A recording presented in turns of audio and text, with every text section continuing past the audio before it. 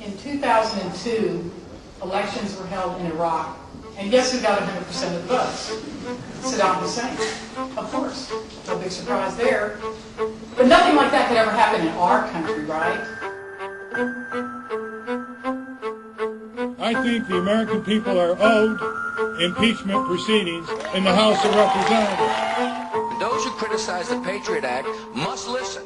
Year after year within this happy grove, our fellowship bends thee for a space. A world where you only have choice on the surface, but in reality, you're a complete and total slave on a global plantation. People need to understand this administration lied to the nation about 9/11. Terrorism must be looked at from all points of the globe, not just America. I tried to warn the American people of the dangers that I saw emanating from this administration. The war on terrorism is a thin cover for the war on dissent. They'll swear up and down a bill is going to give you more freedom, and it's actually giving you a lot less. So to all the tyrants today and all the tyrants back in history and the tyrants to come in the future, you will be defeated. You have the spirits of evil working in the leaders and in the politicians and in the generals. Working with them, you have nothing but evil. You need to answer real questions instead of lying. You were both in Skull and Bones, the secret society. It's so secret we can't talk about it. What does that mean for America? The conspiracy theorists are going to go wild. I don't know. I haven't seen the web. Number 322. You both were members of Skull and Bones, a secret society at Yale. What does that tell us? Not much, because it's a secret. Is there a secret handshake? Is there a secret code? I wish there were something secret I could manifest. 322, a secret number? There are all kinds of secrets. If this were a dictatorship, it'd be a heck of a lot easier. Just so long as I'm the dictator, I'm the dictator, I'm the dictator, I'm the dictator, I'm the dictator, I'm the dictator, I'm the dictator. American dictatorship. What is an American dictatorship? Well, it's the system of power, the system of control, our real form of government in this country. The American dictatorship is the powerful global corporations that own and control the military-industrial complex, giving you false choices so you think that you have a decision to make in the 2004 election. But either way, a blue blood from the East Coast wins.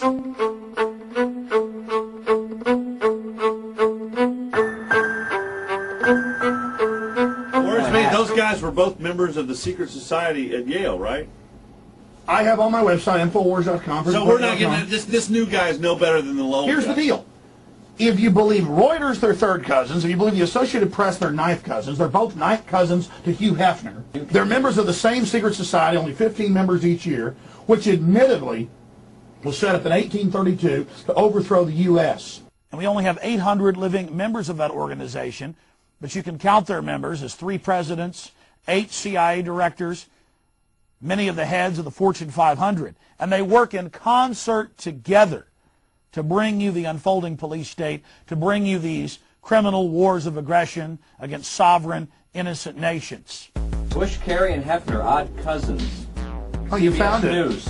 Well, understand, anything I spew out is documented up one side, down the other. I don't care how crazy it sounds. You're right, though. Check this out. Hugh Hefner was quoted as saying, "I would be delighted to invite President Bush and Senator Kerry for a family reunion." CBS News confirms that Bush, Kerry, and Hefner are cousins.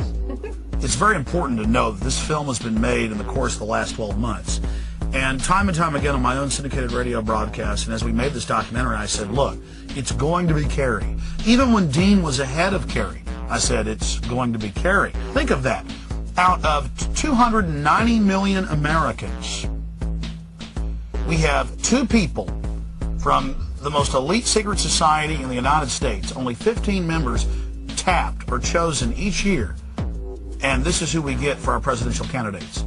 Out of 290 million, 2 people from the same organization that just chooses a couple people every year. It's absolutely incredible. Can you guys open website audio up on the air? Yeah. You can go to Infowars.com or PrisonPlanet.com right now, scroll down, and it says Skull and Bones, and you can play the clip of Bush on Meet the Press a few weeks ago saying, yeah, it's so secret I can't talk about it. Okay, let me play this. Yeah, see if it works. Yeah. You were both in Skull and Bones, the secret society. It's so secret we can't talk about it. What does that mean for America? The conspiracy theorists are going to go wild. I'm sure they are. I don't know. I haven't seen the rest. Number 322? First of all, he's not the nominee. And, look, I look forward... Are you prepared to lose? No, I'm not going to lose. Kind of skipped over it, didn't he? Well, he just said it's so secret I can't talk about it. Now go down. Under that... Oh, so he was serious? I thought he was kidding. Under that is Lord Kerry on Meet the Press about a month earlier. You both were members of Skull and Bones, a secret society at Yale. What does that tell us? Not much, because it's a secret. Is there a secret handshake? Is there a secret code?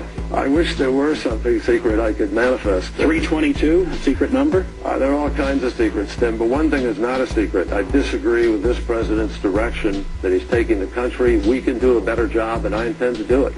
And he laughs, too. Wow. Do you know what's interesting about that clip? They both gave the same answer, short answer, and moved on to the next subject with a chuckle. With a little chuckle in between. No, I'm saying it's all staged. That's pretty weird. So we have these cousins who are members of the same secret society who have sworn an oath to each other above all other oaths. And they admit, even in the mainstream media, but laugh and say, oh, it's no big deal, that these so-called leaders engage in bizarre occultic rituals. And it's so weird that the general public has trouble even interfacing with it. There's kind of a cognitive dissonance that we don't want to believe it. We cannot ignore it. It's right out in the open. What about Skull and Bones? Skull and Bones obviously gets a good deal of attention simply because A, it's secret, and B, the members are people who often turn up in high places later in life, and we'll certainly hear lots about it this year because both George W. Bush and John Kerry were members. Most of the conspiracy theories that are out there now tend to place a lot of emphasis on the notion that there are interlocking secret organizations that hold the real power in the world, and because of its secrecy and because of the elite background of many of its members, Skull and Bones is a prime candidate for that. Well, this isn't just the Skull and Bones when they're 22 or whatever. This is when they're old men at Bohemian Grove. And the point is, in the Trio Network documentary for my footage, they admit, yes, Mr. Jones got the ritual, yes, we're doing this, but it's just for fun. Well, the point is that it's a ritual about not having a conscience. It's the cremation of care. Well, I wish I could have that one. Alex Jones has been talking about this for quite a while. The Bohemian Grove, of course, is a privately owned redwood grove up in Sonoma County north of San Francisco, where every summer there is a get-together of the wealthy and well-placed, all male, who get together for general cavorting, socializing, lectures, symposia, and so on, in an atmosphere that is completely removed from public scrutiny. Alex Jones and some others have suggested for a long time that there are all sorts of nefarious rituals that go on.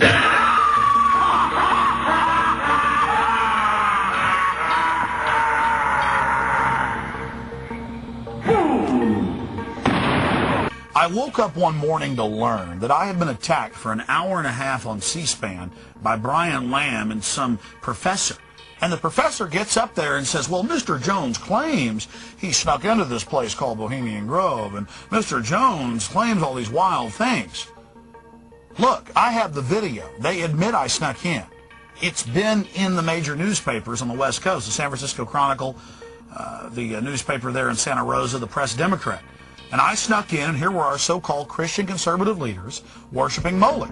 Year after year within this happy grove, our fellowship bans thee for a space. Thy malevolence which would pursue us here has lost its power under these friendly trees.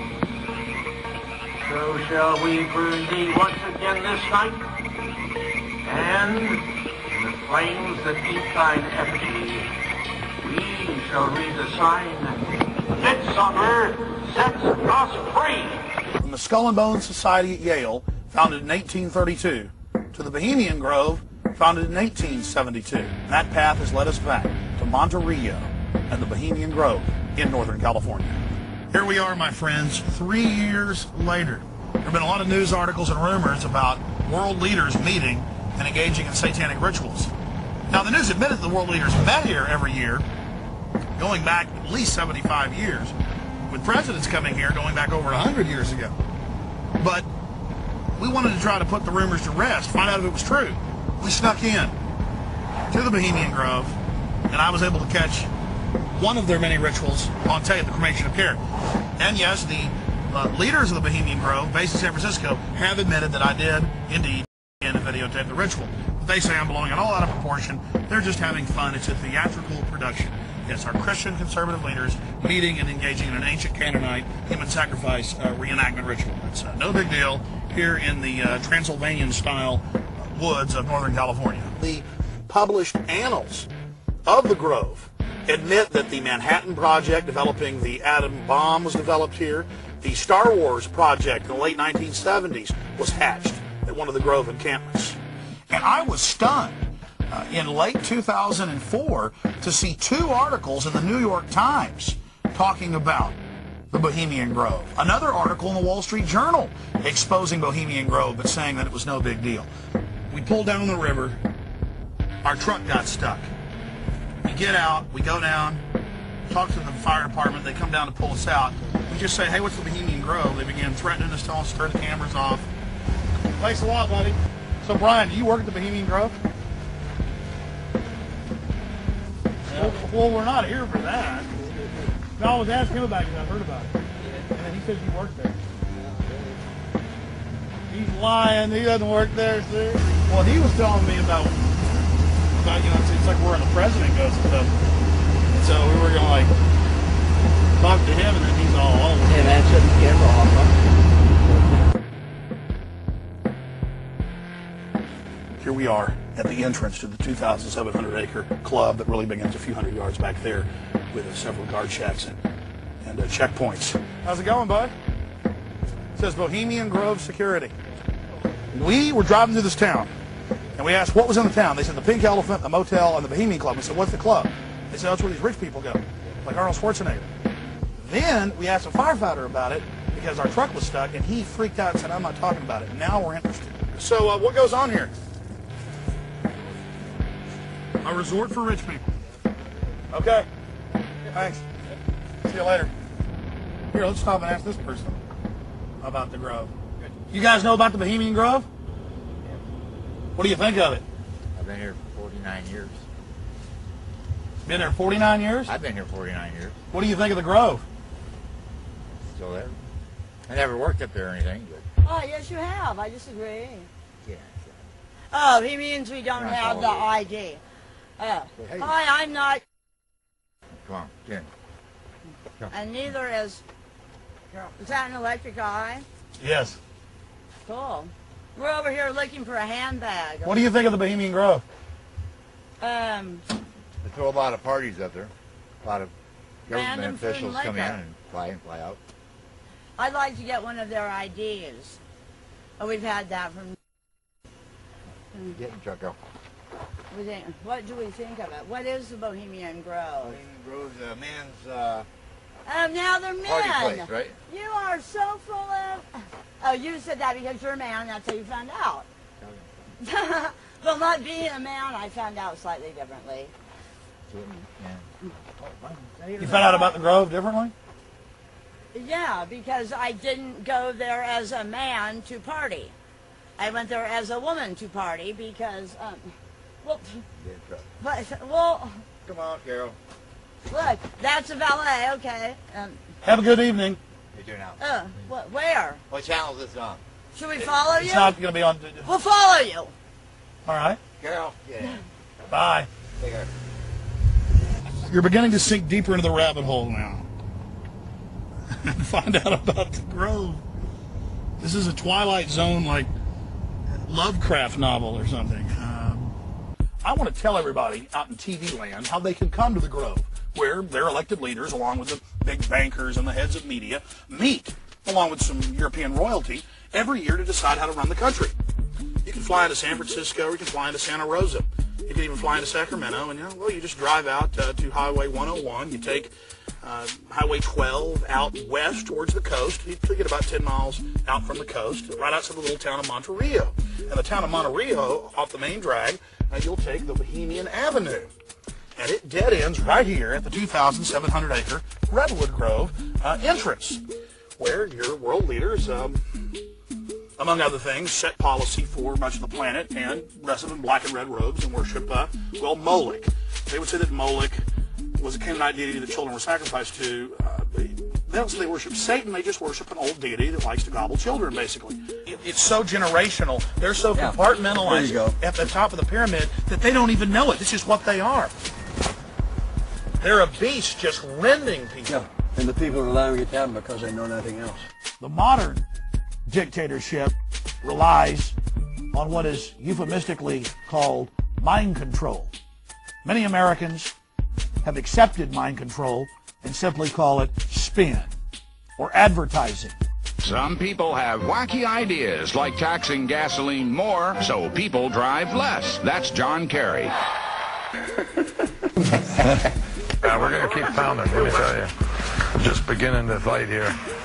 These guys are the most crooked, lying group of people I've ever seen. Who's crooked and lying? The president? I was talking about the attack machine. So this, in essence, is the American dictatorship. A world where you only have choice on the surface, but in reality, you're a complete and total slave on a global plantation, a feudal serf. I think the American people are owed impeachment proceedings in the House of Representatives.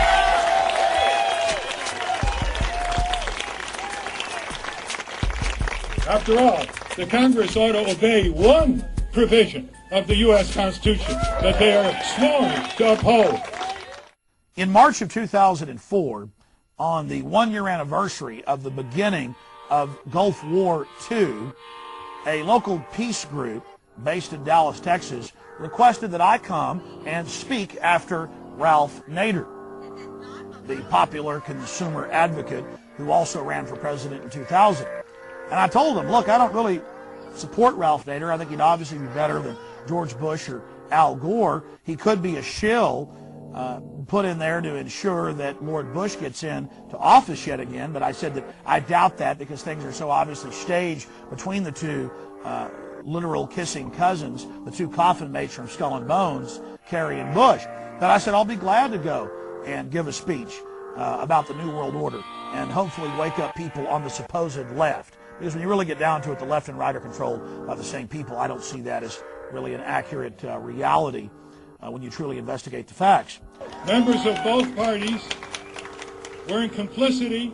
They surrendered their sacred constitutional authority and gave the authority to declare war under his timing and place and manner unconstitutionally to George W. Bush. Nobody was indicted. Nobody was prosecuted. You go out here in Texas and violate a traffic ordinance, and you'll get a more severe penalty than the egregious violation of your own constitutional rights by the Congress of the President of the United States. And there were about 800 people there. There was one peace group that had gotten time there at the city park in Crawford, Texas, right outside George Bush's Hollywood set, where he struts around acting like a cowboy and not a British royal blue blood from Kennebunkport, Maine. And we got there, and the people that had brought in Ralph Nader, the state coordinators, they wanted me to speak, and they had actually got the time for Ralph Nader at 5 p.m. But when it got time for me to go up and introduce Ralph Nader, the so-called peace group from Austin, Texas, was outraged, and the UT professor was outraged, and they began trying to keep me from speaking. And I nicely went ahead and gave them the microphone back, and then we had to have some of the local authorities explain to them that indeed Ralph Nader's group had invited me in to speak, and that indeed I was supposed to then go and introduce him. The military-industrial complex runs the red light cameras, the cameras in the schools, the private prisons. That's what it's all about. They are setting up a Nazi Germany-type system here domestically. And you know what? I want to thank the folks that put this together.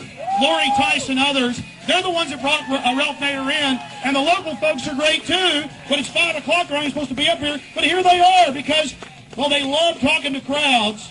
God bless you. I'm coming up later to expose the New World Order. Stay with us. Yeah! Just amazing activity. The fissures we see even in the so-called peace movement.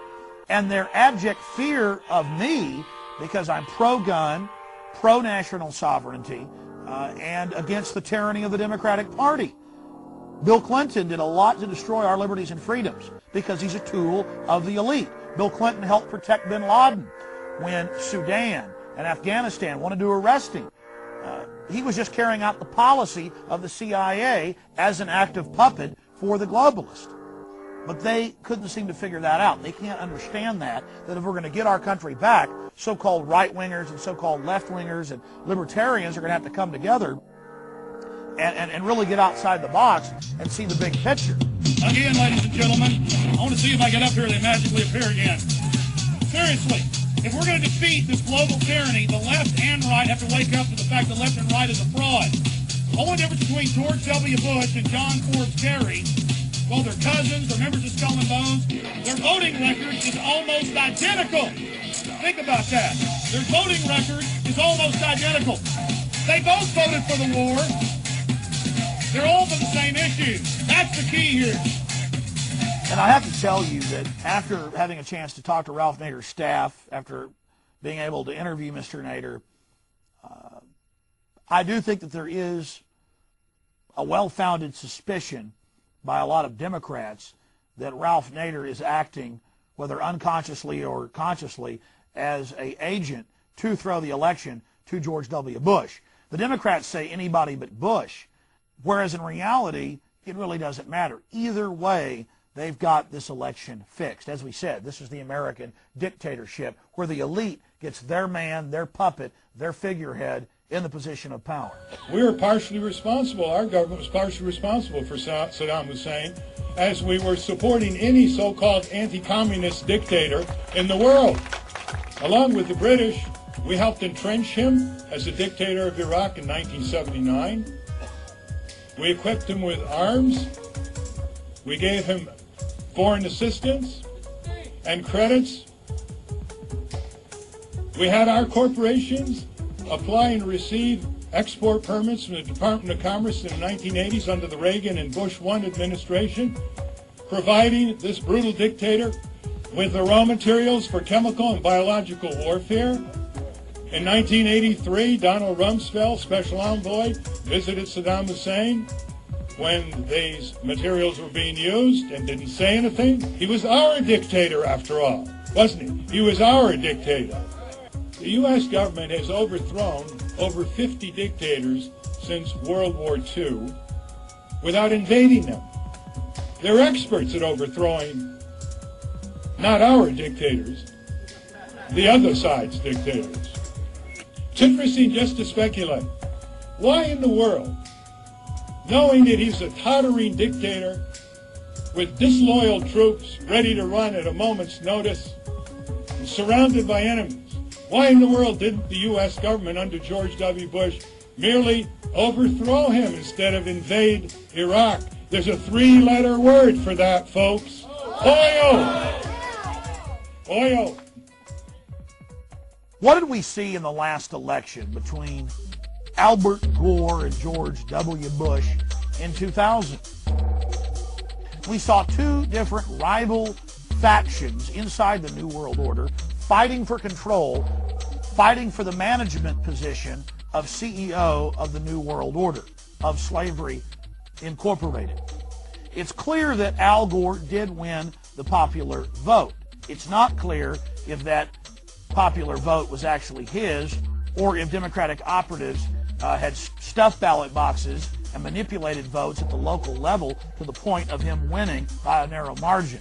But what is clear is that George W. Bush and different members of the constabulary in Florida and other states did steal the election, did block recounts, did disregard numbers that showed that Al Gore had indeed won the election. And then when that was in question, the Supreme Court, 7 of the 9 members appointed by Republicans, then returned the favor and appointed George Walker Bush as the President of the United States.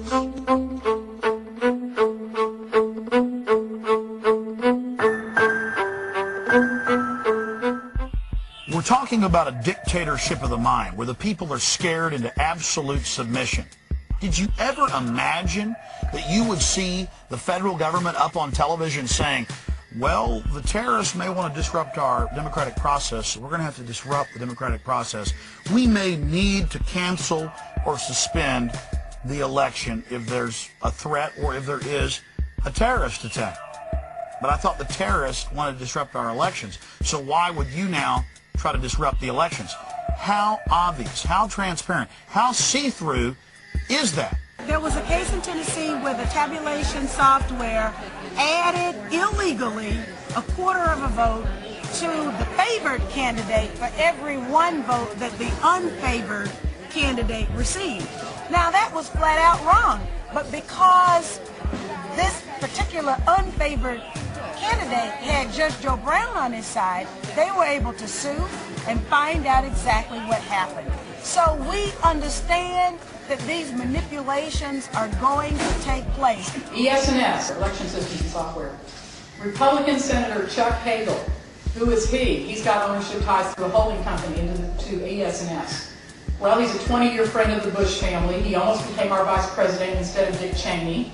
And he won his seat in the Senate twice by these big landslides in Nebraska, in a state that had not elected a Republican senator in over 24 years.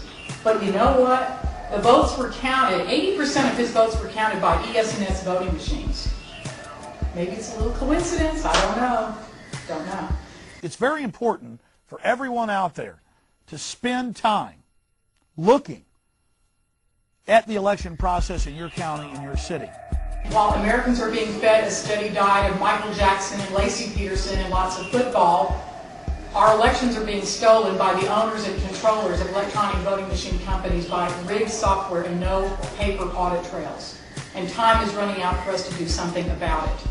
I spoke to the Libertarian Distinguished Speaker Series here in Austin, Texas, and I have to tell you, I was delighted when I told the crowd of several hundred people that if anybody here disagrees with me, please ask a question, please state why. And no one said that they disagreed with me.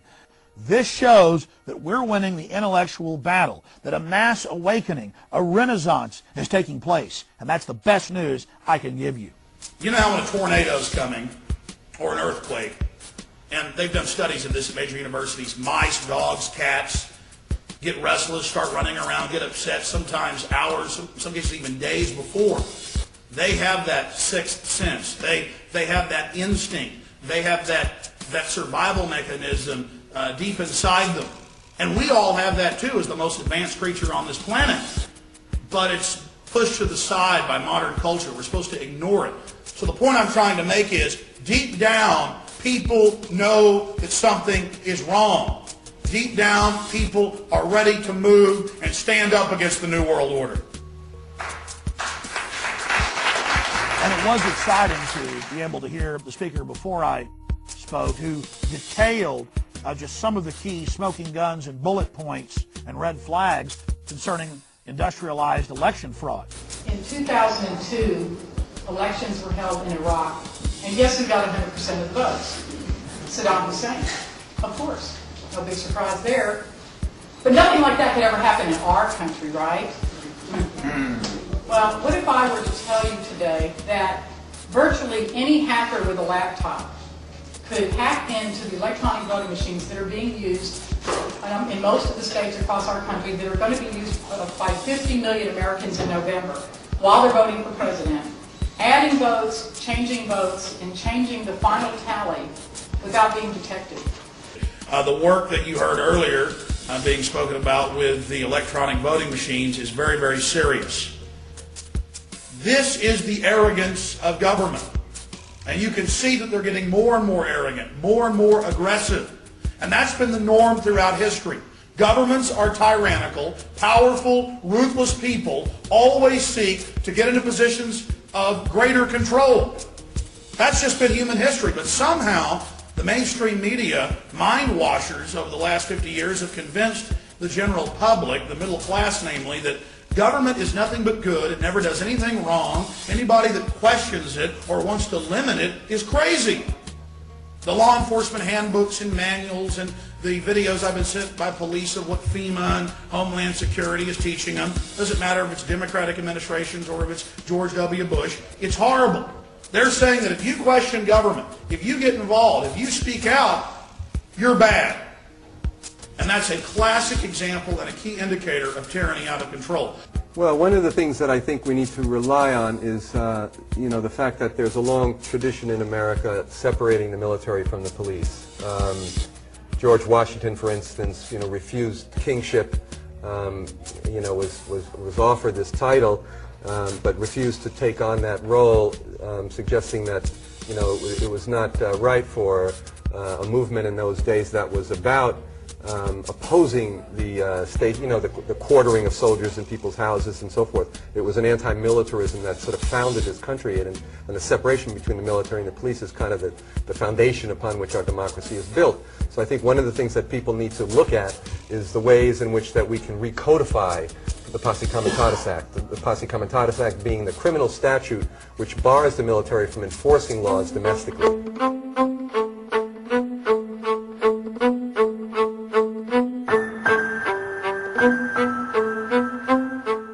Austin, Texas is known as the live music capital of the world.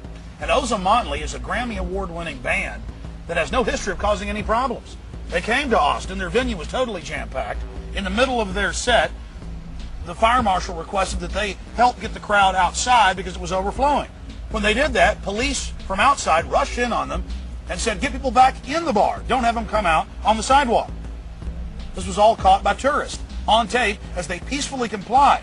But the police were already in that mad dog mentality and began assaulting the crowd with tear gas and then arresting members of the band, including the manager, and charging some of them with felonies, despite the fact that nothing illegal was caught on tape and no one resisted them.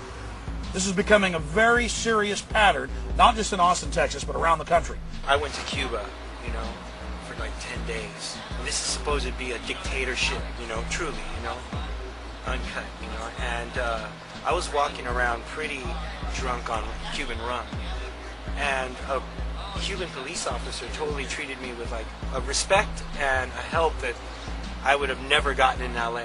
So what you're saying is, as Americans, and I've experienced this, we think we're free, but we go to foreign countries that are supposedly dictatorships, and they're freer than we are, and the police treat you with more respect than we get here in this country. Well, I don't know if necessarily freer would be the actual thing. I think it's more of just how police are viewed and how they're trained and how they actually work in that particular society or in that particular country and culture.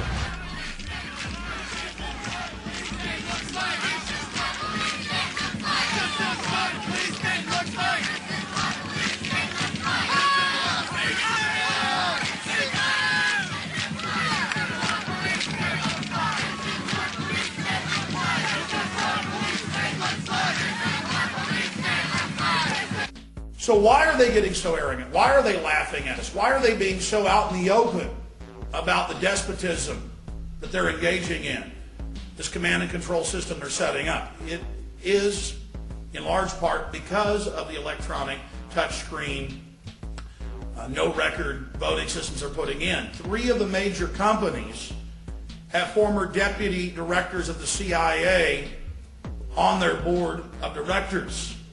The local voting machine company that we all supposedly vote on is in large part controlled and owned by Clear Channel. Clear Channel, and of course Clear Channel is a globalist organization, basically an intelligence operation. And we have Clear Channel, Mr. Mays' son-in-law, just married to his daughter, is Michael McCall, and he's the guy who's married to the daughter. They're the biggest campaign contributors to him in the new District 10 runoff race that's coming up. No Democrats running against him. Think about that. He's married to the daughter. The Clear Channel is the biggest contributor to his campaign, and they own the electronic voting machines. And the county clerk, Devinette Dubois, tells us there's going to be no paper ballot. You're not going to have a record. There's going to be no receipt of it. And why would you don't trust us, she says? Well, no, you just got caught in 1998 double counting ballot boxes, falsifying signatures, and breaking safety seals. But the state board looked at it and said it was all a complete accident. And that was with the old system where they had to feed the paper ballots in, then it went into an electronic spreadsheet, and that too could be manipulated. But now with these new systems, there's just no record at all. Just another quick update for you in the course of making this documentary. We talked about Michael McCall running for a new special created 10th district here in Central Texas. And then magically, despite the facts saying that he would lose according to polls, he magically won, just like Senator Hagel, who owned the voting machine company, and he ran as an underdog way behind the polls, and he magically won too. So you're wondering why government's getting more and more arrogant? They own the voting machines. Out of the 5 big voting machine companies, 3 of them are headed by former CIA deputy directors or directors. One of the other big ones is run by the former head of the National Security Agency, or the NSA. And then again, others are owned by people like Clear Channel. So I think that answers the question for you. But they know that you can't handle the horror of this. Then we've got the League of Women Voters, a supposed political watchdog group running all over the country trying to block a good Republican's bill, Congressman Rush Holt's bill, to demand a paper record of the electronic voting machines. They're blocking that, saying, no, we don't want any record of how you vote. Don't be a conspiracy theorist. You're bad if you want a record. We send advisors and monitors all over the planet to these third world countries, these tin-horn dictatorships, to monitor their elections. And we demand a paper trail. But here, hey, don't be paranoid. We just don't want you to have that record. Better think about that. Why is it that you believe what Alex Jones tells you? Because he makes a lot of sense. There are just too many coincidences about the whole situation. I watch a lot of history. I watch a lot of PBS. I do not watch propaganda. As Hitler said, it is easier to believe a big lie than a little lie.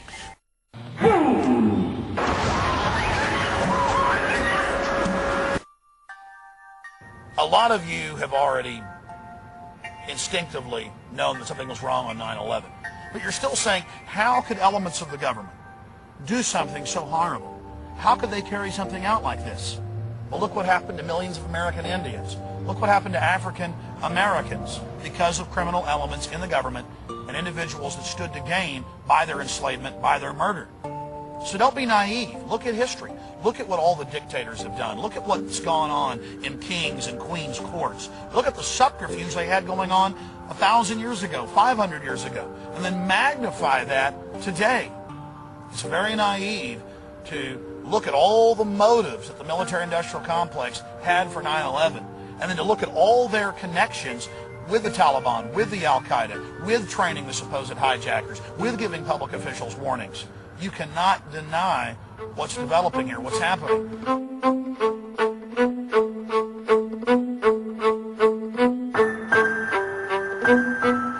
You see, they know that people are on to the fact that 9/11 is a cover-up, that there was prior knowledge, and yes, even government involvement and founding of groups like Al-Qaeda.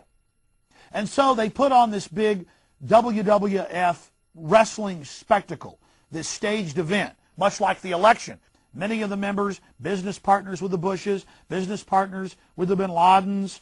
Remember when they first set up the commission, they tried to have Dr. Henry Kissinger as the head of it, and the media called him the independent chairman? Well, this new independent commission is no more independent than Dr. Henry Kissinger was going to be as the chairman.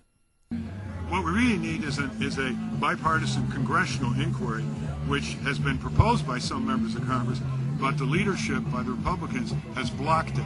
Someday the truth will come out about how $30 billion of intelligence budgets a year couldn't follow the tracks of these attackers that were apparent for 4 years before the September 11th attack, and were signaled to the headquarters in Washington in some fashion by the field offices of 2 FBI offices in in the field. So a bipartisan response. From day one, the 9/11 Commission said they weren't going to address any blame on the government.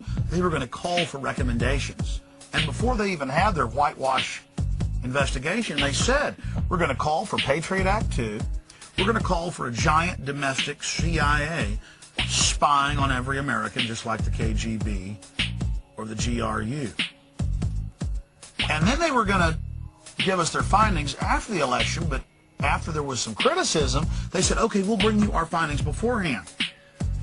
And then, the day after they announced their findings, calling for a domestic CIA to keep us all safe from ourselves, they have another fake terror alert, which admittedly later was fake. But what a nice backdrop to scare the people into going along with this. The 9/11 Commission, we can make a whole film about this.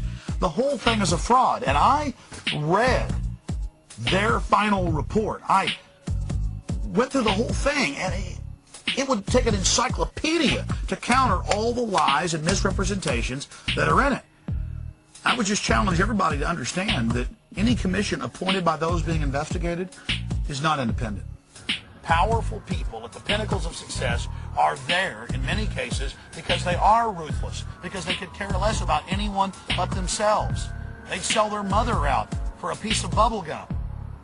And again, history has shown that. Wait a minute, you saying G.W. Bush? George Bush engineered the attacks on the World Trade Center. Well, the people that guy says subliminal. He's a front man. I'm saying the brand name. Theory is an important continent. Look, George Bush is the red coating on the Coca-Cola can. He's the brand front. But back at the factory, you know, the guys at the factory, you know, the New World Order top of the game. That's the A game right there. Do you know what W199I is? That's your locker combination. W1. You better. It's deadly serious. You better know what W199I is. Okay. All right. Here we go. Get it. Okay. 2 months before September 11th, George Bush signed it, ordering all FBI and defense intel officers they would be arrested under national security violation if they stopped the Al-Qaeda terror rings in Chicago, Florida, New York, and New Jersey.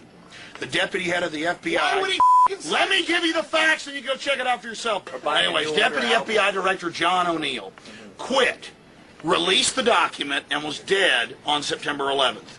Okay? And the document's out there. I had David Shippers on, General Parton, all these people. It was he died on September 11th.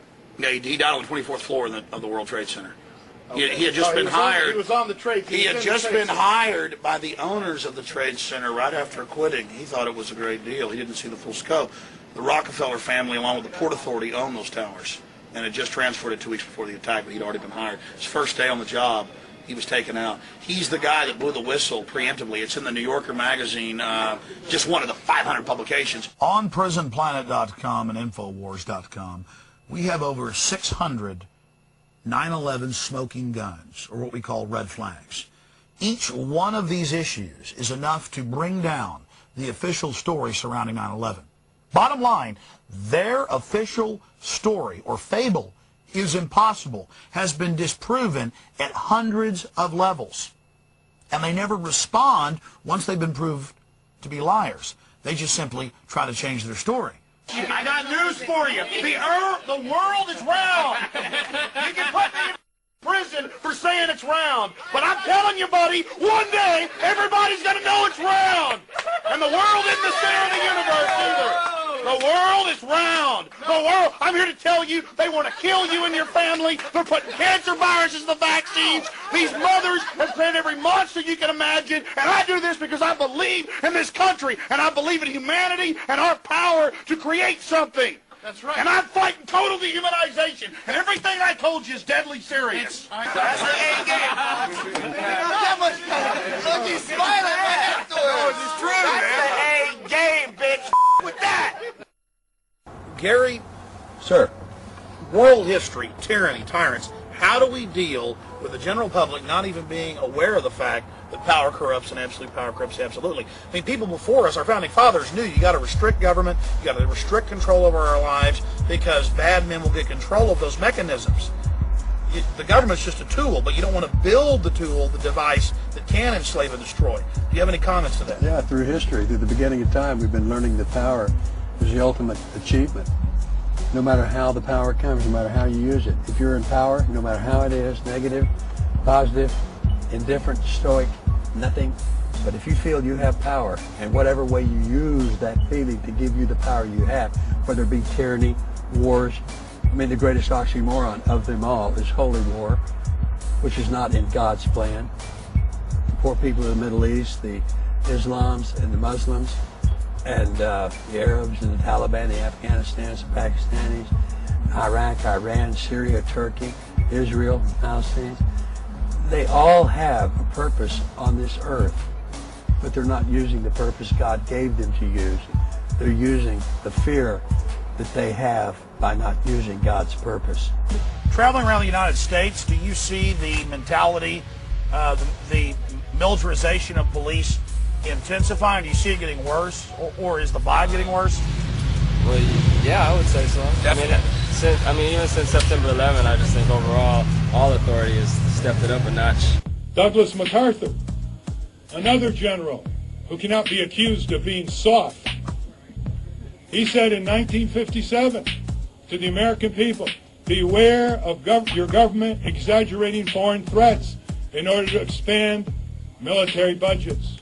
We're talking about $3 trillion in oil in Afghanistan, $4 trillion in Iraq, hundreds of billions of dollars in weapons sales and occupation costs, and Dick Cheney hasn't even allowed bids to be taken. Halliburton and Bechtel and a handful of other corporations that put Bush in office have made all the profits.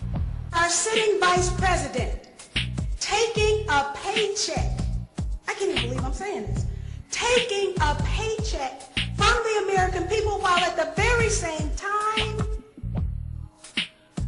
taking one from a corporation that gets billions and billions of dollars in no bid sole source contracts should make us all outraged, and the vice president should blush. But these people don't blush because in the end, they know they can get away with it. It's about setting the precedent to mobilize the people behind this global war for what PNAC, the president's own organization, says is a war for global domination and setting up a domestic police state, getting rid of posse comitatus, putting troops on the streets, getting Patriot Act 1 passed, trying to pass Patriot Act 2. Okay, type in Project for a New American Century. That's where Dick Cheney, 2 years before Bush got elected, said we need terror attacks to scare the people into submission so we can get the oil. Saddam's not a threat. It's all about using that as a military base. Type in Operation North.